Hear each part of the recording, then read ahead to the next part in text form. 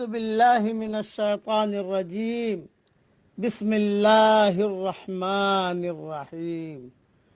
سورہ تحریم کی آخری آیت پڑھ رہا ہوں۔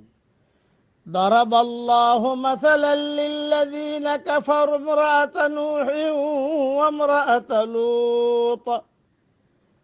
اللہ تعالی کافروں کے لیے مثال بیان کرتا ہے کہ نوح علیہ السلام کی بیوی کی اور لوط علیہ السلام کی بیوی کی۔ کانتا تحت عبدین من عبادنا صالحین فخانتاہما، دونوں ہمارے بندوں میں سے دو نیک بندوں کے نکاح میں تھی، پھر انہوں نے ان کے ساتھ خیانت کی۔ فلم یغنیا عنہما من اللہ شیئا وقیل ادخلا النار مع الداخلین، تو وہ دونوں اللہ کے مقابلے میں ان کے کچھ کام نہ آ سکے، اور دونوں کو کہہ دیا گیا کہ آگ میں داخل ہو جاؤ، اور داخل ہونے والوں کے ساتھ۔ وَضَرَبَ اللَّهُ مَثَلًا لِّلَّذِينَ آمَنُوا امْرَأَتَ فِرْعَوْنَ، اور اللہ تعالیٰ ایمان والوں کے لیے مثال بیان کرتا ہے فرعون کی بیوی کی۔ اذ قالت رب ابن لی عندک بیتا فی الجنہ، جبکہ اس نے کہا کہ اے میرے رب میرے لیے اپنے پاس جنت میں گھر بنا دیجئے۔ وَنَجِّنِي مِن فِرْعَوْنَ وَعَمَلِهِ، اور مجھ کو فرعون اور اس کے عمل سے بچا لیجئے۔ وَنَجِّنِي مِنَ الْقَوْمِ الظَّالِمِينَ، اور مجھ کو ظالم قوم سے نجات دیجئے۔ وَمَرْيَمَ ابْنَتَ عِمْرَانَ الَّتِي أَحْصَنَتْ فَرْجَهَا، اور عمران کی بیٹی مریم علیہ السلام جس نے اپنی عصمت کی حفاظت کی۔ فَنَفَخْنَا فِيهِ مِن رُّوحِنَا، پھر ہم نے اس میں اپنی روح پھونک دی۔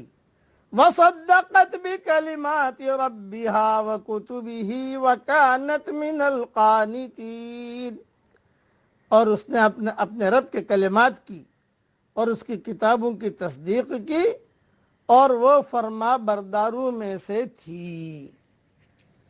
یہاں گویا یہ سمجھ لیجئے کہ اللہ جل جلالہ و من والہ نے کچھ عورتوں کا تذکرہ کیا ہے۔ اس میں کچھ عورتیں جو نبیوں کی بیویاں تھیں وہ ٹھیک نہیں چلیں تو محروم ہو گئیں، اور کچھ عورتیں ایسی ہیں کہ جو فرعون کی بیوی تھی لیکن دیندار چلی اور دیندار بنی تو اللہ تعالیٰ نے ان کو بہت اونچا مقام دے دیا۔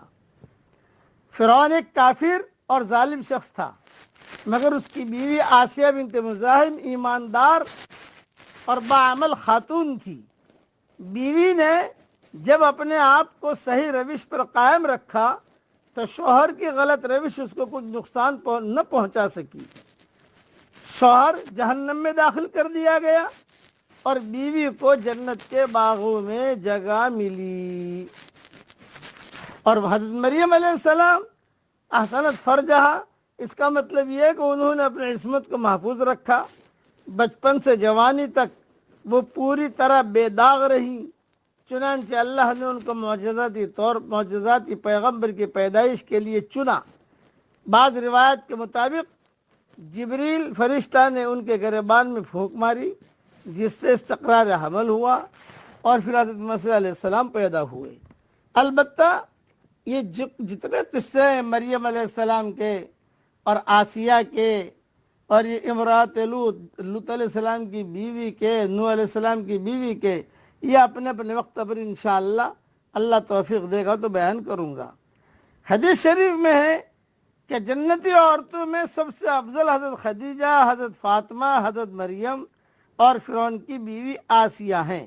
مسند احمد جلد 1 صفحہ 293 پر یہ حدیث موجود ہے۔